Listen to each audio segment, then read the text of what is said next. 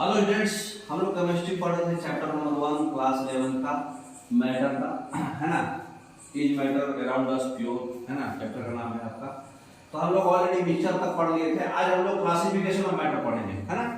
तो मैटर का जो है क्लासिफिकेशन देखिए कैसा है।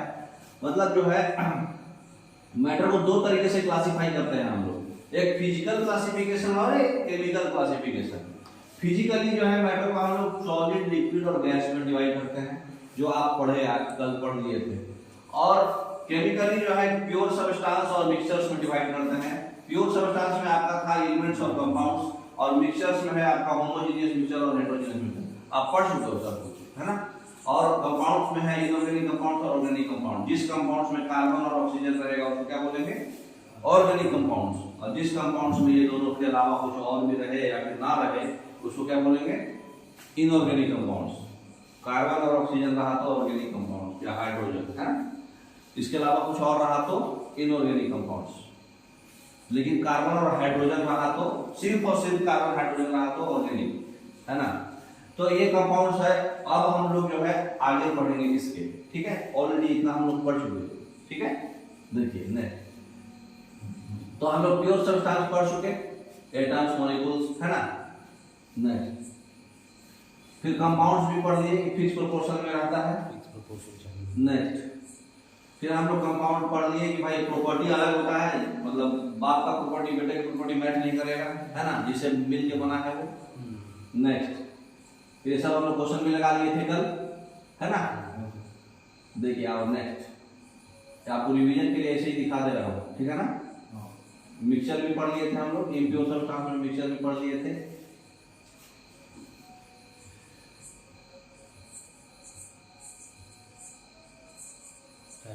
टाइप्स ऑफ मिक्सचर भी पढ़ लिए थे हम लोग, होमोजेनियस, हेटेरोजेनियस सब पढ़ लिए थे। सब देखिए अब हम लोग जो है आज का टॉपिक जो है हम लोग क्या पढ़ने जा रहे हैं। आज का टॉपिक जो है हमारा कंटेंट है एडॉप्शन ऑफ यूनिट्स। अब बेसिक जो है ये बेसिक चीज है, हालांकि ये फिजिक्स का चीज है, लेकिन बेसिक चीज है जो जरूरत पड़ेगा केमिस्ट्री समझने के लिए, है ना। आगे जब मोल कंसेप्ट पढ़ोगे तो इसलिए इसको बेसिक चीज को भी हम लोग देखते जाएंगे, है ना। क्योंकि हम लोग मान के चल रहे हैं कि जो सामने वाला बंदा बैठा है उसको कुछ भी नहीं आता है, ठीक है। तो अडॉप्शन ऑफ यूनिट्स क्या है? इनिशियली जब शुरुआत हुआ था तो इंग्लिश सिस्टम था, मतलब ब्रिटिश सिस्टम। लेकिन बाद में फॉलो क्या हुआ? फ्रेंच सिस्टम, फ्रांस का, जिसको हम लोग मैट्रिक सिस्टम बोलते हैं, है ना। शुरुआत में मतलब लंदन सिस्टम था, ब्रिटिश सिस्टम। लेकिन बाद में फ्रांस का सिस्टम चालू हुआ, फ्रेंच सिस्टम फॉलो किया गया। तो शुरुआत में हम लोग जो है मेजरमेंट करते थे इंच में, फीट में, पाउंड में, ऑन्सेज में, गैलन में, माइल्स में, इस तरह से मेजरमेंट करते थे। ये इंग्लिश सिस्टम का था। अब मैट्रिक यूनिट्स फ्रांस का चालू हो गया, फ्रेंच सिस्टम। तो अब हम लोग क्या चीज में नापते हैं? सेंटीमीटर में, इंच के बदले सेंटीमीटर, फीट के बदले मीटर में नापते हैं, पाउंड के बदले किलोग्राम में, ऑन्सेज के बदले ग्राम में, गैलन के बदले लीटर में, माइल्स के बदले किलोमीटर में। ये बदल दिया गया है, समझ में आ रहा है? तो आगे बढ़ेंगे, इसको समझेंगे पूरा क्लियरली। तो पाउंड आपका किस सिस्टम का है बताइए? पाउंड इंग्लिश सिस्टम का है ना। ये ऑप्शन हो जाएगा। नेक्स्ट मीटर कौन सा सिस्टम का है? बी। हाँ, matric system, good. French system है डी। और आपका जो है नहीं एसआई सिस्टम भी है, इसमें बताया नहीं क्या है, ध्यान रखिएगा। एसआई सिस्टम भी इसको लिया गया है ना, स्टैंडर्ड यही है ना।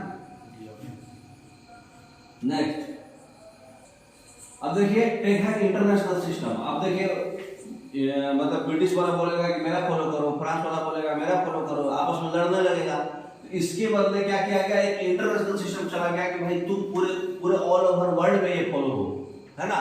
तो ये एसआई यूनिट उसको बोलते हैं, इंटरनेशनल सिस्टम ऑफ यूनिट्स, है ना। एस बोले तो सिस्टम और आई बोले तो इंटरनेशनल, है ना। तो इंटरनेशनली क्या दिया गया?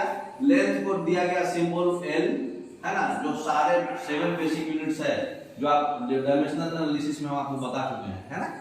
लेंथ को एल दिया गया, जिसका यूनिट दिया गया मीटर, जिसका सिंबल रहेगा छोटा। तो कभी भी याद रखिएगा यूनिट का सिंबल जो है ज्यादातर छोटा ही रहता है, ठीक है। अगर कोई साइंटिस्ट के नाम पर रहेगा तो बड़ा रहेगा, है ना। तो लेंथ का है मीटर, मास का है किलोग्राम, टाइम का है सेकेंड, थर्मोडायनेमिक टेम्परेचर का है केल्विन, करंट का है ampere, luminous intensity candela, amount of substance mole, ठीक है। और किसको, कौन से क्वांटिटी को किस चीज से रिप्रेजेंट करते हैं वो लिखा हुआ है। देखिए जो जो मतलब कोई साइंटिस्ट का नाम है, जैसे ये केल्विन साइंटिस्ट का नाम है, एम्पियर साइंटिस्ट का नाम है, इसलिए इसका स्टैंडर्ड यूनिट में कैपिटल लेटर आ रहा है, बाकी सब में स्मॉल लेटर है ना। तो साइंटिस्ट के नाम पे रहेगा तो कैपिटल लेटर रहेगा। तो याद रखिएगा ये बेसिक है। 7 SI यूनिट्स आपको डायमेंशनल एनालिसिस में पढ़ाए हैं। तो टेम्परेचर का SI यूनिट क्या होगा बताइए? सी ऑप्शन होगा टेम्परेचर का ऑप्शन केल्विन, ठीक है। केल्विन साहब ने खोज किए थे। अब कुछ कुछ SI सिस्टम में हम लोग प्रीफिक्स यूज करते हैं। ये प्रीफिक्स जो है मतलब टाइम और एफर्ट को मतलब बचाने के लिए किया जाता है। अब जैसे 10 के पावर -1 मीटर है तो उसको हम डायरेक्ट डेसी यूज कर लेंगे, मतलब 10 के पावर -1 मीटर को 1 डेसीमीटर बोलेंगे, ठीक है। -2 को सेंटी बोलेंगे, -3 को मिली बोलेंगे, -6 को माइक्रो, -9 को नैनो, -12 को पिको, -15 को फेम्टो, -18 को अट्टो, -21 को जेप्टो, -24 को येक्टो। अब कोई आपसे पूछेगा कि 1 हेक्टोमीटर में कितना मीटर होता है, ठीक है। 1 हेक्टोमीटर में कितना मीटर होगा बताइए? 10 के पावर 24 होगा कि 10 के पावर -24 होगा? ये मतलब आप मेरा समझाने फोकस है आपका, बताइए। 1 हेक्टोमीटर में 10 के पावर 24 मीटर होगा कि 10 के पावर -24 मीटर होगा? ये समझेगा हमें। जैसे ऐसे समझिए 1 मीटर में 10 के पावर -2 सेंटीमीटर होगा कि 10 के पावर 2 सेंटीमीटर होगा, ये बताना है। तो 1 सेंट मतलब उल्टा समझना है। ये जितना भी चीज लिखा हुआ है ना 1 मीटर है। ये क्या है? ये सारा 1 मीटर है। 10 के पावर -1 डेसीमीटर बराबर 1 मीटर, 10 के पावर -2 सेंटीमीटर बराबर 1 मीटर, 10 के पावर -3 मिलीमीटर बराबर 1 मीटर, 10 के पावर -6 माइक्रोमीटर बराबर 1 मीटर, 10 के पावर -9 नैनोमीटर बराबर 1 metre, 10 to the power -12 picometre बराबर 1 मीटर। सारा 1 मीटर है। सब कुछ 1 मीटर है। उसी तरह से ये भी 1 मीटर है। 1 मीटर में 10 decametre, 100 hectometre, 10 to the power 3 1 metre. हाँ, तो यहां पर समझना क्या था, ये इतना मीटर बराबर इतना, इतना मीटर बराबर इतना, ऐसा है। समझ में आया बात? मतलब क्या है? 1 मीटर आप गलत हम बोल दिए समझाने में। 10 टू द पावर -1 यहाँ पे कुछ नहीं है तो मीटर है ना। यहाँ पे यूनिट नहीं लिखा हुआ है, खाली मल्टीपल लिखा हुआ है। तो इतना मीटर बराबर 1 डेसीमीटर, 10 के पावर -2 मीटर बराबर 1 सेंटीमीटर। समझ में आ रहा बात? 10 के पावर -3 मीटर बराबर 1 मिलीमीटर, 10 के पावर -6 मीटर बराबर 1 माइक्रोमीटर, 10 के पावर -9 मीटर बराबर 1 नैनोमीटर, है ना। तो ऐसा है, मतलब ये मल्टीपल हम मीटर को करेंगे तो ये आ जाएगा। उसी तरह से ये मल्टीपल हम मीटर को करेंगे तो ये आ जाएगा। एक 10 मीटर बराबर 1 डेकामीटर, 100 मीटर बराबर 1 हेक्टोमीटर, 10 के पावर 3 मतलब 1000 मीटर बराबर 1 किलोमीटर, 10 के पावर 6 मीटर बराबर 1 मेगामीटर, 10 के पावर 9 गीगा, 13 पेटा, एक्सा, जेटा, वयोटा। अब बताओ कि बड़ा कौन है? ये वाला बड़ा है कि ये वाला? राइट साइड वाला, है ना। क्यों? क्योंकि यहाँ पर माइनस चल रहा है, यहाँ पर प्लस चल रहा है कि नहीं? सबसे बड़ा कौन होगा? 10 के पावर सबसे बड़ा है तो ये सबसे बड़ा होगा, है ना। तो उतना यार मल्टीपल में आगे में मीटर लगाना है, तब ये घूम जाएगा ऑटोमेटिक 1, है। नेक्स्ट तो बताइए कौन सा प्रीफिक्स करेक्टली मेजर्ड है?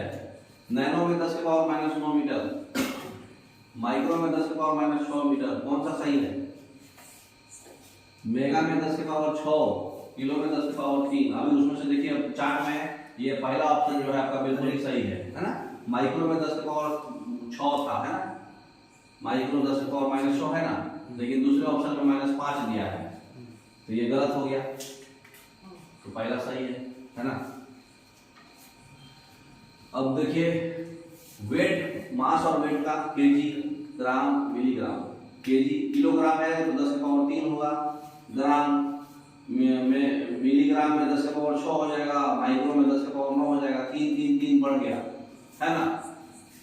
1 ग्राम में 10 के पावर 3 मिलीग्राम, 10 के पावर 6 माइक्रोग्राम, 1 मिलीग्राम में 10 के पावर 3।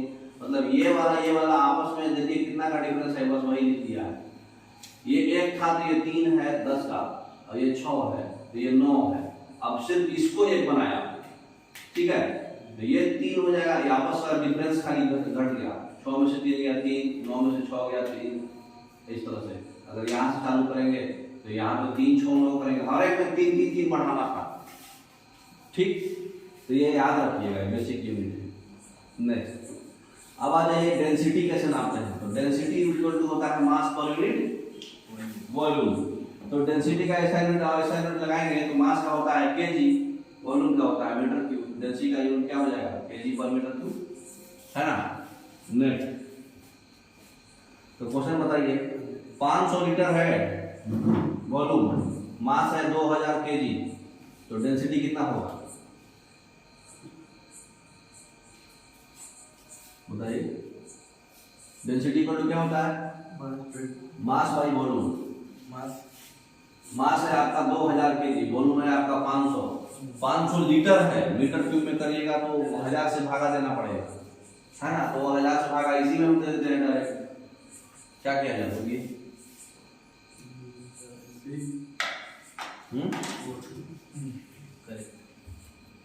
कैसे करेंगे, यहाँ देखिए, है ना। हमारे पास डेंसिटी निकालना था, तो डेंसिटी इक्वल टू, अभी हम लोग फॉर्मूला पढ़े हैं मास पर यूनिट वॉल्यूम। तो मास कितना था हमारा 2000, वॉल्यूम कितना है 500 इंटू 10⁻⁻3, क्योंकि हम जानते हैं कि लीटर में मीटर क्यूब करेंगे तो ऐसा आएगा। अब ये -3 को ऊपर ले जाएंगे तो क्या आएगा बताइए, 2000 -3 वाला ऊपर जाएगा तो 10⁻³ हो जाएगा, डिवाइडेड बाई 500। अब इसमें बताइए कौन कौन कट जाएगा, 1 शून्य से 2 शून्य और 5 से 4, तो कितना आ गया 4000 केजी पर मीटर क्यूब। कौन सा ऑप्शन सही हुआ आपका, तो आपका ऑप्शन हो गया इसका सी सही, है ना। नेक्स्ट अब आ जाइए टेम्परेचर का यूनिट, ठीक है। तो टेम्परेचर में थोड़ा सा मतलब ज्यादा है, इसलिए हम लोग इसको सेपरेट पढ़ेंगे, ठीक है। आज भर इतना ही, ओके, थैंक यू।